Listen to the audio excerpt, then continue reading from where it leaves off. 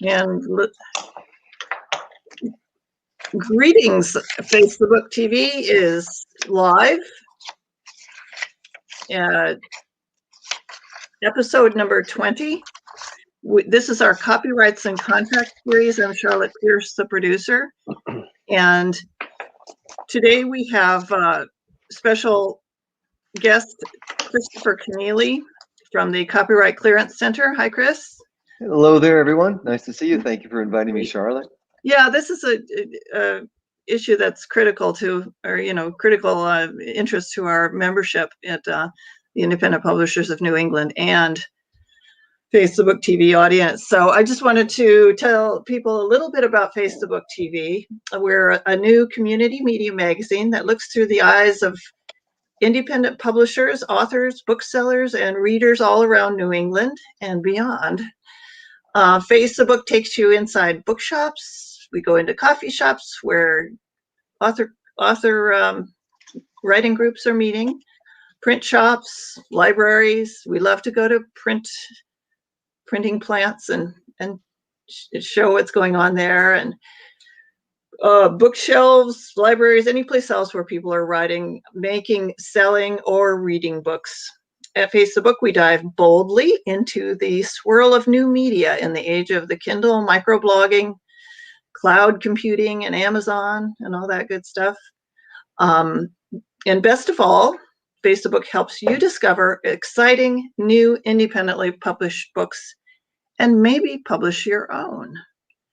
So with that, we'll get into introducing Chris Keneally. You've a longtime member of, or a speaker at the Independent Publishers of New England conferences, and you really are a fountain of information on this topic especially. So why don't you let us know a little bit about what you do at the Copyright Clearance Center and what you might be talking about today? Well, sure. I was hoping we could start with a slide here because we're talking about copyright, and there are a lot of famous quotations around copyright. People are probably familiar with the one from Mark Twain. He said, whenever a copyright law is to be made or altered, then the idiots assemble. And he was extremely frustrated in his own time with the copyright law and with Congress.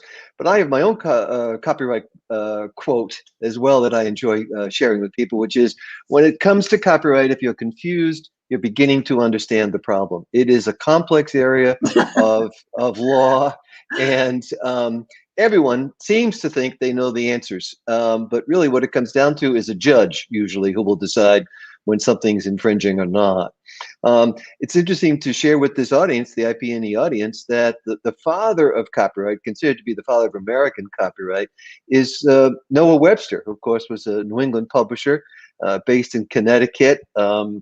And he first published, he's known for his dictionary, but he first published something called the Blue-Backed Speller that went on to teach 5 generations of American children how to spell and read. And he went to the Connecticut state legislature in 1783 and was able to get copyright protection, the first such copyright in the United States that, Wow. that actually predates the U.S. Constitution. Mm-hmm. And those royalties that he was able to gather from his publications helped support his family and gave him the resources to develop the famous dictionary. So on the next slide, Charlotte, I can tell people a bit about copyright law here in the U.S. It is, as I say, part of the Constitution. I think that's really critical. In Article 1, which enumerates the various powers of Congress, you find Section 8, which reads as follows: to promote the progress of science and useful arts by securing for limited times to authors and inventors the exclusive right to their respective writings and discoveries. And there's some words in that are really crucial today. Exclusive right. That's the exclusive right to the creators, to the publishers and the authors in this audience. And as I say, it's important that it's there in the Constitution. It comes right after the clause that establishes the post office, and it comes before the power for Congress to declare war. And I think what that is telling us is that the founders had a sense that innovation, creativity were important to this young nation. And indeed, they have gone on to be so for 200 years or more. The U.S. Copyright Office in 2019 issued more than 547,000 registrations and collected more than $30 million in registration fees. As everyone knows, it's the Copyright Office that is the sort of source of material for the Library of Congress. And so in 2019, the office forwarded some 727,000 works to the Library of Congress for its collection, which is, I believe, the largest library collection in the world. People in the audience who've tried to register for copyright may know this is not free. There is a fee for it. There's a single filing fee of $45. But if you gang up a variety of registrations, it's a $65 fee. And, you know, copyright is, as I say, important to us. And in order to be able to take any action in court, it is necessary to register your copyright. Copyright today is automatic. It used to be, when I was a kid, if you put the copyright symbol on a page, that made copyright. But today, whatever is created in a fixed form, whether it's text on a screen or text on a page, it's automatically copyrighted. The registration process is what allows you to go to court on it. Right, but what if you don't have $150,000 to fight, you know, movie studio in court? I'm glad you asked me that question, because the next slide will help to answer it, I think. Begin to help to answer it. Yeah, let me flash that up again. Yeah. Sure. Yeah. Okay. So on December 27th, 2020, so not quite a year, it's really not even a half a year away, President Trump at the time, signed into law the Copyright Alternative in Small Claims Enforcement Act. So as Congress loves to do, it's an acronym for copyright. It's the acronym CASE Act, and that again is Copyright Alternative in Small Claims. And what Congress has done, it is the Copyright Office and Congress have been looking at just that very question you asked, Charlotte, about how expensive it is, how time consuming, how difficult it is for individuals to make any kind of claims in federal court, because copyright law requires going to federal court, and that is expensive. I actually have a figure on the cost of that. Many cases run over $275,000 in lawyers' fees. Now, obviously, that's the sort of thing that only a Disney or a Netflix could afford. So beginning in 2013, there was a series of hearings held by the Copyright Office, and that then helped to spur creation of this so-called Copyright Small Claims Court.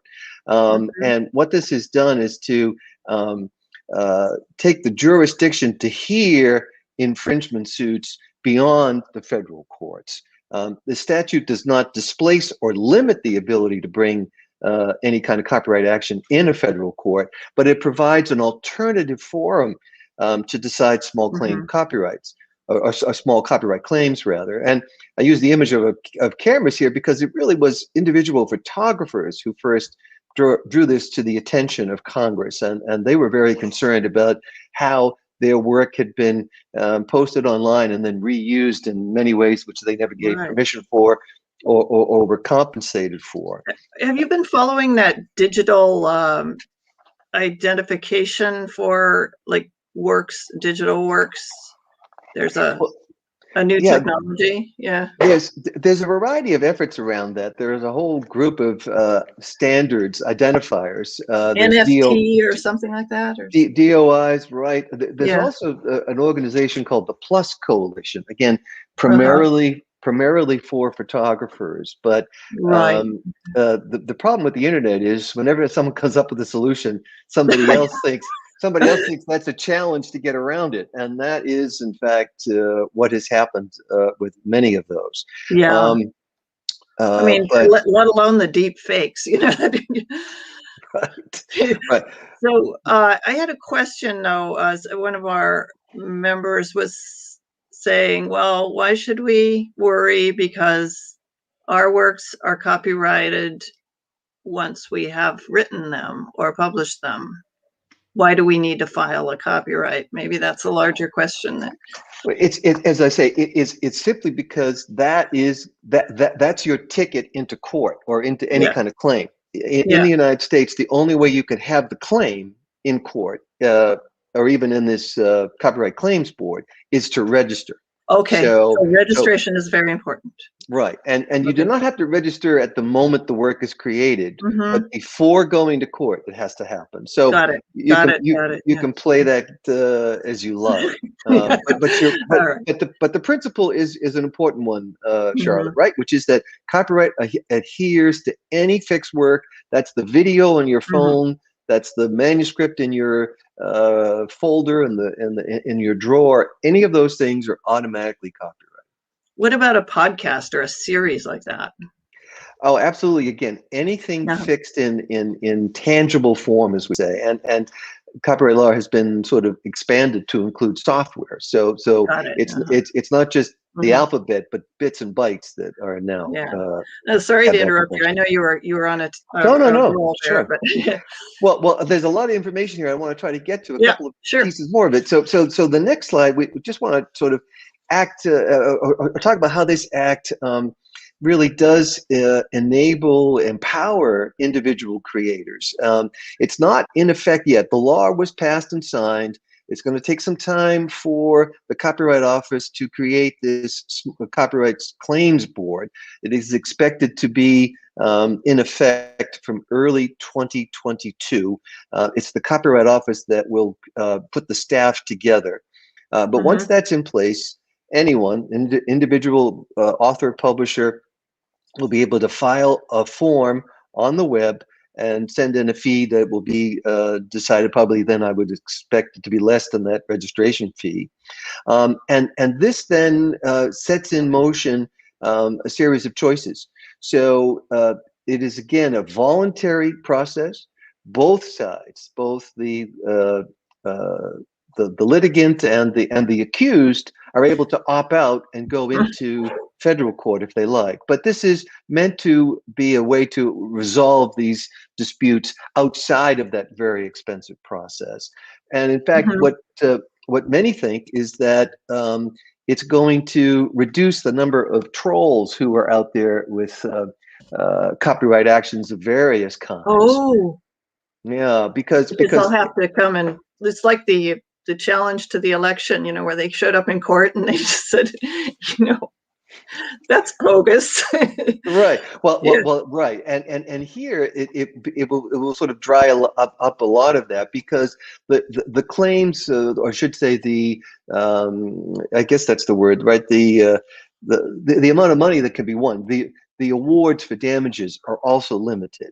So in Yes, I regular saw that copyright, right, $30,000 or something, or well, yeah. $150,000 Oh, per claim, yeah, okay. and damages, that's a little different. Is the 30 Mhm. is the Oh, I 30K, see.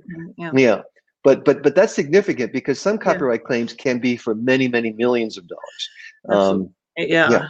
So if you have the 250,000 to fight the larger case, you can, right? Or Right. Well, and certainly if it's worth it to you. The yeah. other thing is, of course, is that it's kind of like any kind of court case. You never know where you're going to wind up and how things are going to turn out. Yeah. And so, Yeah. it's a real risk to be in court these days. Yeah. And as we know, there have been a number of judgments recently in federal court. The Google Right. Books case being the most important one, that was actually it turns out that the publishers ended up on the wrong side of that decision. So you really have to are be you careful. excited about this in what it means for independent publishers? Do you think it'll be effective? Well, that's a fair question. I don't know. We'll have to see. We'll have to see how effective it is. Whether or not the people who are charged with the infringement decide to go with Mm-hmm. this arbitration. I think, though, it sends a message, which is that it's an issue that needs to be addressed. That these creators, the publishers, the authors, the Yeah. photographers, do have rights. That we should respect their works, and we can't simply just see the internet as a free-for-all, as a free lunch for Oh, everybody. God, yeah, copy and paste, Right, Um, exactly. yeah, so are you going to go into like the actual like practical steps of filing and? Well, again, that still has yet to be worked out. But I did want to say, if we go to a slide, I had one that's got a courtroom scene, because I wanted to tell people a bit about who the judges are. It's the next one, Okay. Charlie. Yeah, the judges, they won't actually be judges. They'll be known as Copyright Claims Board officers, and they will be appointed by the Librarian of Congress, currently Carla Hayden. And to be considered for the position, they must have represented or presided over a diversity of copyright interests, including those of Okay. owners and creators. So I So they think have to know what they're dealing with. Yeah, it's right. not going to It's be just just like some judge off a criminal case or something. Yeah. absolutely. It has to Yeah. be their area of expertise, and they have to be Mhm. able to see both sides, because Mhm. what we like to say at Copyright Clearance Center is that the copyright is a balance. It's a balance between the rights of the creators and the rights of the users to be able to have access to these works. You can't lock things up either. You want to protect them, but the idea that things should be frozen in amber is, I think, an imbalance. And so Got it. Yeah. these particular officers will be there to sort of ensure that balance. Mhm. The fee, actually, you asked about it, or someone mentioned that the fee will be at least $100. So I correct myself. Okay. But that is less, I believe, than the cost of filing in federal court. So it's not as if it's an imposition. But And are you getting some? Some good feedback from potential people who might file, or are you getting some feedback from independent publishers and people like that well, about well, this? Yeah. what? Yeah, absolutely. I mean, it was a long struggle. As I say, this goes back to Yeah. 2013. The Case Act itself was originally, I believe, filed Mhm. in Congress in 2018 or 2019. Took a couple of years to make its way through. So it's almost going to be a decade from the time Congress started Wow. talking about this to when Mhm. actually something can happen. But as I Mhm. say, I think it's seen by the copyright um, community as a very positive development. Good. And I think, again, what it says to the authors and the photographers is, yes, there is a place for you. We respect your rights, Mhm. and because I think many had felt that they were being their rights were being trampled on, and it was only left to the big players to really be able to enforce their rights in court. Absolutely. Yeah. Yeah. So I hope that's useful for people. A colleague of mine, a Copyright Clearance Center, David Davis, has written about this on our copyright.com blog, which is called Velocity of Content. You can find all of that at copyright.com/blog. I also do a podcast called Velocity of Content, and you can Mhm. subscribe to that on the usual places. And that's really what I came to say. But I, again, really appreciate the invitation. I don't know if we have questions or how Well, you'd I've like kind of to. been sprinkling them in, and I'm sure that we have show notes. So wherever you're listening or watching this, you can enter on YouTube. You can still enter questions, and I will make sure Chris gets a chance to answer them. And also, Right. Chris, we would love to see if you might be available for our conference in November 5th and 6th. It's going to be an online conference again, virtual. And I think this is a topic that our members are always asking about. So, there's just no end to the possibilities and topics. Yeah, sure. Yeah, No, I'd be happy to do that. awesome. Yeah. Again, I think people will find a lot of resources. The Copyright Office, you have to be careful. I mean, again, like everything on the Yeah. internet, you have to check it out, right? So people can be safest for the information provided and not get punked if they go to either copyright.gov, which is the U.S. Copyright Office, Yeah. or to our own CCC website, copyright.com. And you are a private organization, or are you affiliated with? Oh, it's entirely a private. It's a Yeah. not-for-profit private based in Danvers, Massachusetts. Copyright.gov, as we see on the screen there, is the Mm-hmm. U.S. Copyright Office. There's a lot Mm-hmm. of confusion because of the copyright Yes. URLs. But copyright.com is private. We are an organization that brings together publishers, authors, and users. As I say, this notion of balance being what Yeah. we're keen to see.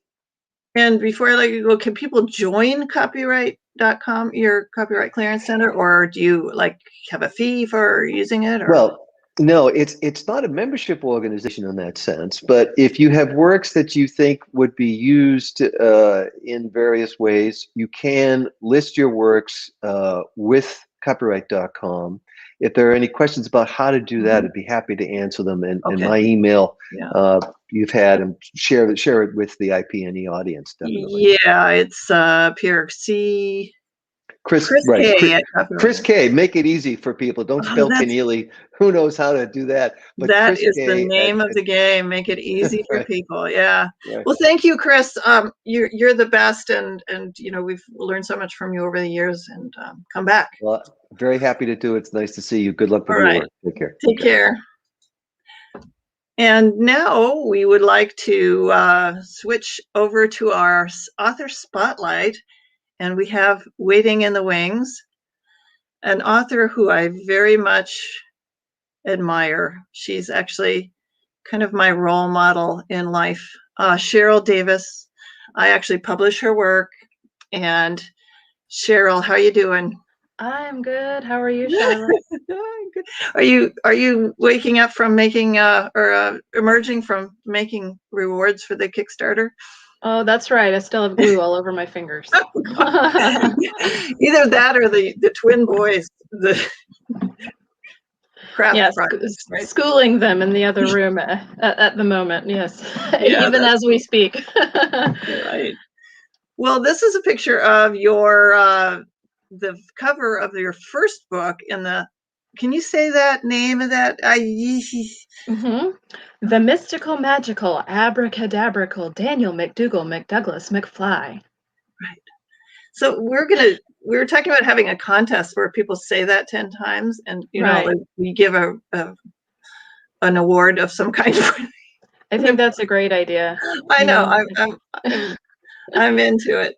Well, tell us a little bit about the book journey. We have about 5 minutes before we turn into a pumpkin or a moon goose or something. I see a moon goose there on your book cover. Yeah, don't you love the moon geese? They have little jetpacks, and they are, followed by their little trail of magic. I know. That was a great addition. So I write these books because they're about the environment and about what children can do to help improve their environment. And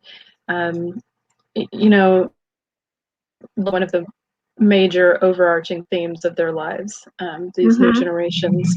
And these books give kids the tools that they need to address these issues that they are quickly going to inherit in a gentle way.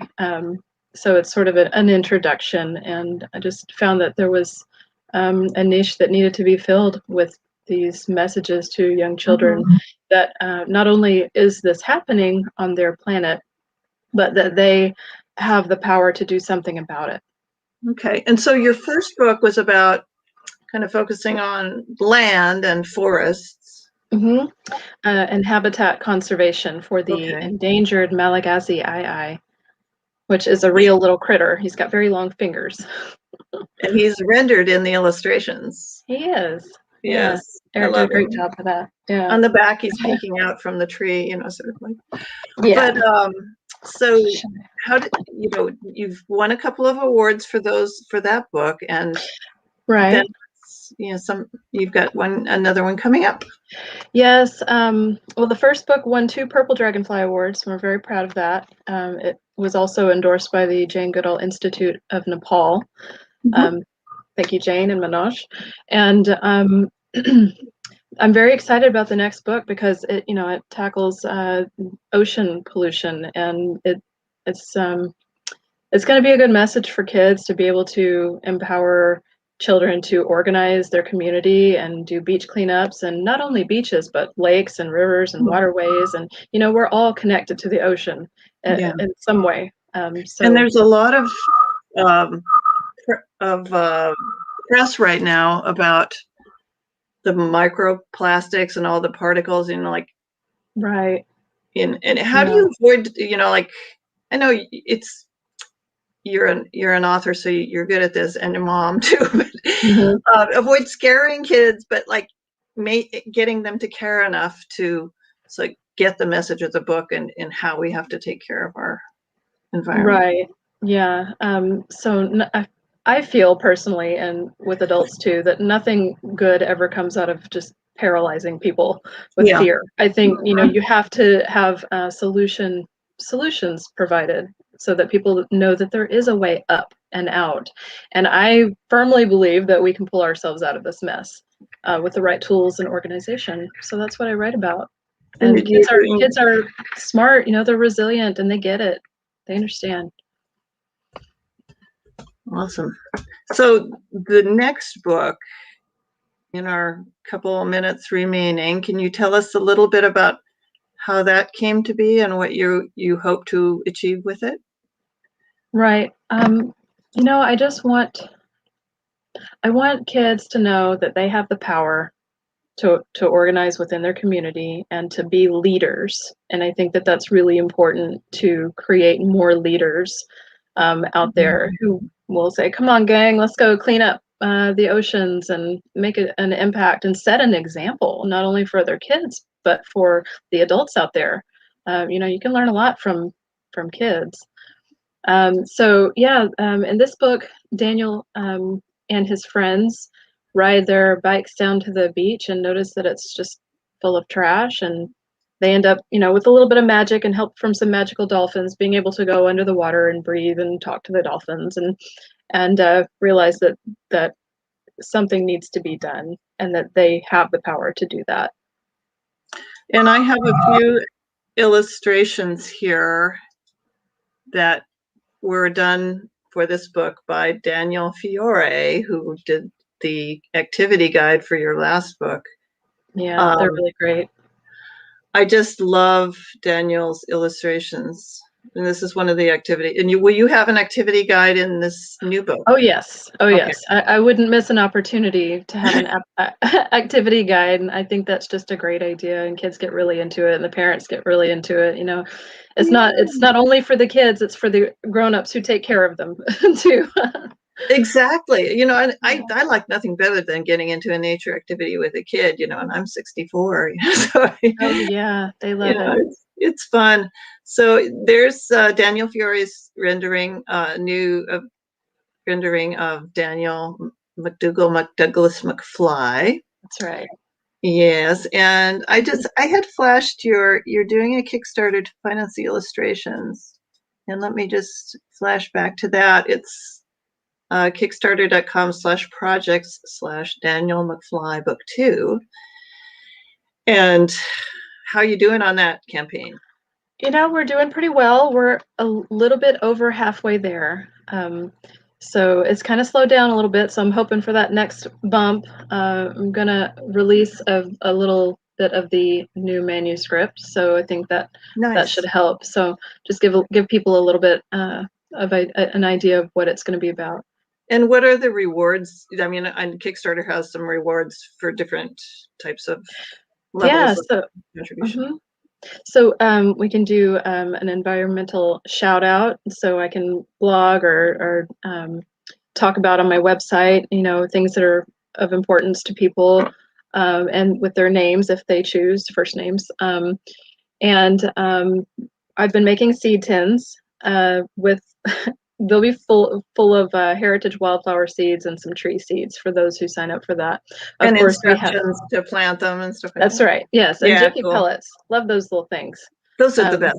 Yeah, I love did them. some trees. When your first book, we gave away some things, and yes, I made giant sequoia seedlings, and one of my friends still has that. Right. So aren't those so fun? Cool. You can grow your own giant sequoia tree. I know. And you can bonsai them as well, I hear. So that's what she's doing. She takes it out on her boat, and she lives on a boat in the summer, and then she goes down to Florida, and she takes it everywhere she goes. Yes. So that's great. The kids love that. Oh, I'm gonna grow my, grow a giant sequoia tree. And so then what else is? Yeah, we have, the original book, of course, and then a new book, hoping hoping to get that funded so we can get that printed and out there into hands. So they'll get a and signed edition. right. Okay, By good. by me. By Signed by me. me. And I have some plans for a really cool chicken tractor. Chicken tractor. Mhm. I Yeah, love for a those chicken who have, tractor. right. Well, we can put one under your stairs, right? Yes, Just a little chicken absolutely. tractor. If I can convince my family that I need chickens. Yeah, I'll help you on that front. Okay, thank you. And then we're developing some. I'm really excited about this. We're developing some a year's worth of seasonal permaculture and sustainability activities, like a curriculum for kids, and that's being co-developed by me and my mother. She's a professional educator and curriculum writer, so it's going to be pretty spot on. I'm Those excited. are valuable. Oh Yeah. yes.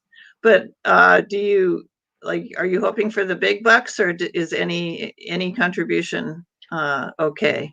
Oh, any contribution. We're trying to make it over that goal, and it's an all or nothing campaign. So Oh, so you don't get the right, the money. right. Yeah. Yeah, So well, best of luck on that.